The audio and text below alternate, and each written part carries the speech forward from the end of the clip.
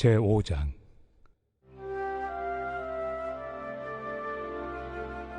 그러므로 우리가 믿음으로 의롭다 하심을 받았으니 우리 주 예수 그리스도로 말미암아 하나님과 화평을 누리자.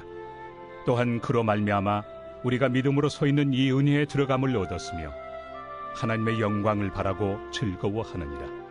다만 이뿐 아니라 우리가 환난 중에도 즐거워하나니 이는 환난은 인내를, 인내는 연단을, 연단은 소망을 이루는 줄 알미로다.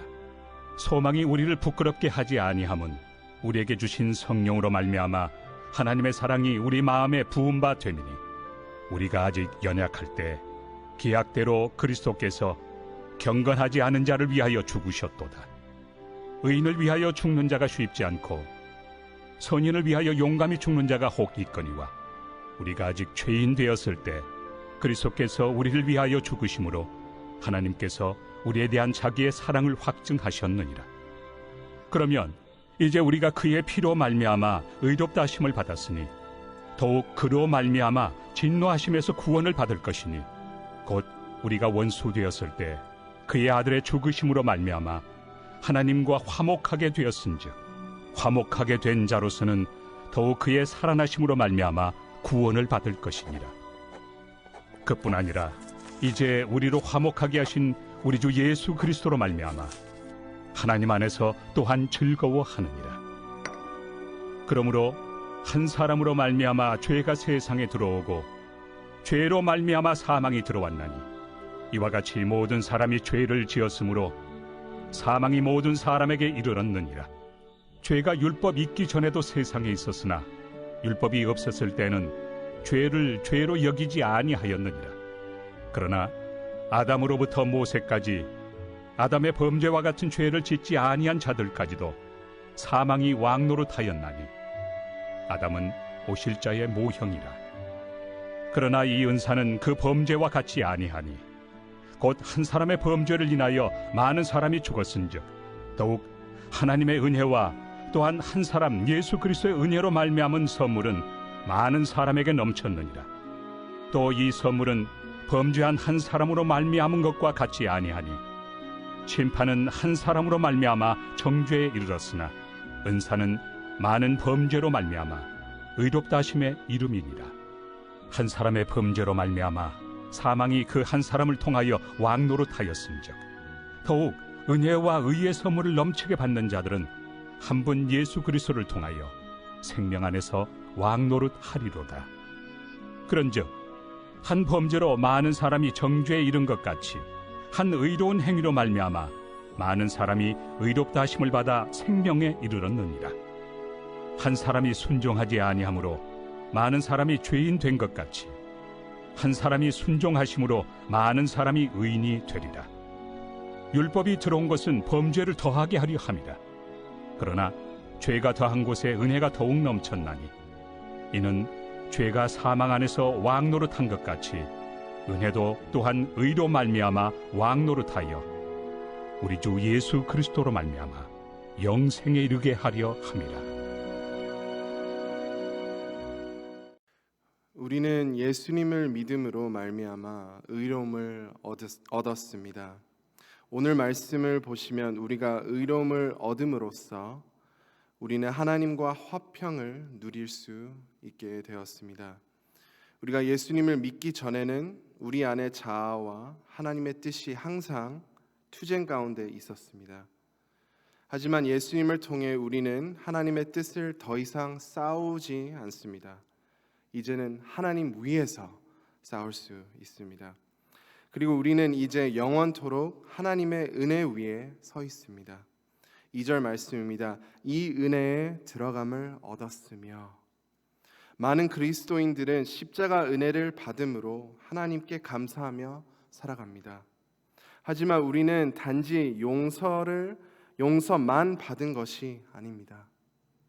이제는 은혜 위에 서 있습니다. 우리 삶은 은혜 안에 있습니다. 하나님께서 우리를 바라보실 때 예수님의 의를 입은 것으로 보십니다. 이제는 하나님의 자녀입니다. 하나님은 우리의 가장 좋은 친구이십니다. 하나님 축복을 매일 기대하며 살아갈 수 있습니다. 매 순간 은혜를 구할 수 있고 그 은혜를 무조건 받을 거라는 확신을 가질 수 있습니다. 저는 예수님의 은혜가 십자가 사건으로 끝난 줄 알았습니다. 제 구원은 주님께 맡겼지만 여전히 저를 의지하는 삶을 살아왔습니다. 은혜를 사모할 줄도 모르고 사모하지 않았습니다. 그래서 쉬지 말고 기도하라 같은 말씀들을 보면 버거운 말씀이었습니다. 기도를 하루 종일 해야 돼? 그런데 제가 은혜 위에 서 있다는 것을 깨닫고 하루 종일 하나님의 은혜를 구할 수 있다는 것이 얼마나 큰 축복인지를 깨닫게 되었습니다. 예전에 사역할 때 기도는 했지만 주님께 모든 것을 맡겨드리는 마음은 아니었습니다. 하지만 은혜 위에 서 있음을 믿었을 때, 예를 들면 신방 가기 전에 기도합니다. 한 며칠 전에 기도합니다. 하나님 역사해 주세요. 저를 사용해 주세요. 은혜로운 시간 되게 해 주세요. 설교를 쓸 때 그 은혜 위에 서 있기 전에는 어떤 좋은 말씀을 전할까 이렇게 찾았어요. 그게 좋은 방법인 줄 알았어요. 근데 이제는 하나님 말씀해 주세요. 하나님 성령의 감동을 허락해 주세요. 하나님 제가 먼저 말씀 통해 감동받게 해주세요. 하나님 은혜 위에 서 있다는 것을 더욱 믿으며 살고 나서는 이제는 집에 가기 전에도 기도합니다. 하나님 저 몇 시간 못 잤습니다. 일하느라 이제 지쳤으나 이제 퇴근하고 아기를 보고 아내를 맞이할 것입니다. 제 안에 사랑 부어주세요. 저에게 새 힘을 주셔서 따뜻한 말과 따뜻한 섬김으로 우리 아내와 아들을 대하게 해주세요. 주님께 더욱 맡기게 되었습니다. 은혜 위에 서 있으므로 저 스스로에게 말합니다. 나는 혼자가 아니다. 내가 실수할지라도 나는 혼자가 아니다. 내가 어려움을 당할 때도 나는 혼자가 아니다. 제가 며칠 동안 잘하면 하나님께서 나를 더 사랑하시고 더 축복해 주신다는 잘못된 신앙을 버렸습니다. 놀라운 축복을 깨닫게 되었습니다. 사랑하는 성도 여러분, 하나님 은혜 위에 서 계신 것을 믿으십니까? 매 순간 하나님의 은혜를 구하시기를 원합니다. 하나님께서 도와주시지 않을 것은 하나도 없습니다. 고와 같이 우리를 내버려 두지 않습니다. 성령님께서 우리 안에 계십니다. 주님의 은혜를 누리며 살아가시기를 간절히 소망합니다. 하나님과 화평케 되고 은혜 위에 서 있으므로 우리가 이제 환난 중에도 즐거워할 수 있습니다. 많은 사람들은 환난을 피하려 합니다. 이해됩니다. 환난은 당연히 어려운 것입니다. 하지만 하나님은 환난을 놀랍게 사용하시는 분이십니다. 하나님께서 허락하신 제 삶의 환난을 통해 저는 비록 대단한 사람은 아니지만 오늘 날 제가 될 수 있게 하셨습니다. 몇 주 전에 잠시 언급했지만 저는 공부를 정말 못한 학생입니다. 고등학생이었습니다. 공부가 재미없고 왜 해야 하는지도 모르고 어떻게 해야 하는지도 몰랐습니다. 어쨌든 해야 하는데 어떤 끈질김도 없었어요. 제가 해야 할 일들을 못한 그런 학생이었습니다. 숙제를 내야 하는데 제대로 내지도 못하고 시험 공부를 해야 하는데 공부를 어떻게 하는지도 몰랐습니다. 그래서 성적이 엉망으로 나왔습니다. 그 습관들은 쉽게 사라지지 않았습니다. 대학교를 들어가서는 더 공부하기 싫고 할 줄도 모르고 재미없고 그러나 졸업은 해야 하고 그래서 저한테 너무 버거운 시간들이었습니다. 사람들은 또 끈질깁니다. 잘 지내냐고 물어보지 않고 항상 졸업 언제 해? 아, 진짜 졸업 언제 해? 그게 인사말이에요. 졸업 언제 해? 그래서 곧 합니다. 곧 해. 라고 했는데 실제로 졸업을 하기에는 성적이 너무 안 좋아서 사람들을 피하기 시작했습니다. 하나님, 저는 왜 이렇습니까? 하나님, 저는 왜 좋은 학교를 가서 공부 재밌게 하고 행복한 학교 생활을 허락하시지 않으셨습니까? 왜 이렇게 숨어 다니고 거짓말하고 창피스러운 삶을 살아야만 합니까? 왜 이렇게 외로워하고 자존감 바닥날 때까지 하십니까? 이 환난을 없애주시기를 원했습니다. 하지만 그 광야 같은 너무 힘든 시간들을 통하여 하나님께서 놀라운 은혜를 부어주셨습니다.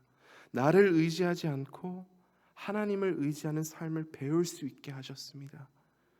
3절에서 4절 말씀처럼 환난은 인내를, 인내는 연단을, 연단은 소망을 이루는 줄 알미로다. 이 너무나도 힘든 시간들 통하여 더 깊은 사람이 될 수 있었습니다. 사람이 얼마나 외롭고 힘들 수 있다는 것을 이제 맛보았으니 상대방을 더 이해할 수 있는 마음을 허락해 주셨습니다. 내 안에서 소망을 찾을 수 없음을 깨닫게 하시고 하나님 안에 소망을 찾게 하셨습니다. 몇 사람이 저한테 말한 적이 있습니다. 너는 바보가 아니었네. 너는 똑똑하다. 조금만 잘했으면, 조금만 지도 잘 받았으면 좋은 학교 갈 수 있었을 텐데 아쉬워. 그러나 저는 그 광야 같은 시간들을 후회한 적 없습니다. 그 시간들 통하여 하나님께서 너무나도 많은 은혜를 부어주셨습니다. 그 시간들을 허락하신 하나님께 감사할 뿐입니다. 바울이 환난 가운데 즐거워할 수 있다는 것이 이런 의미인 것 같습니다. 환난은 힘들고 고통스러운 것입니다. 하지만 우리는 은혜 위에 서 있으므로 하나님께서 이 환난을 통해 더 놀라운 은혜를 부어주실 것을, 하나님을 더욱 의지하게 하실 것을 믿을 수 있는 것입니다. 은혜 위에 서 있지 않았을 때는 환난을 절대적으로 피하려고 했지만 이제는 이거마저 하나님의 축복인 것을 깨닫게 됐습니다. 10절 말씀에도 귀한 축복의 말씀이 있습니다. 곧 우리가 원수 되었을 때 그의 아들의 죽으심으로 말미암아 하나님과 화목하게 되었은즉 화목하게 된 자로서는 더욱 그의 살아나심으로 말미암아 구원을 받을 것이니라. 아멘. 우리가 하나님을 외면했을 때, 하나님을 믿지 않고 하나님을 멀리 떠났을 때도 하나님께서 예수님의 십자가를 통하여 이런 놀라운 은혜를 우리에게 주시지 않으셨습니까? 이제 하나님의 자녀가 되었으므로 하나님께서 얼마나 더 큰 축복을 우리에게 주시겠습니까?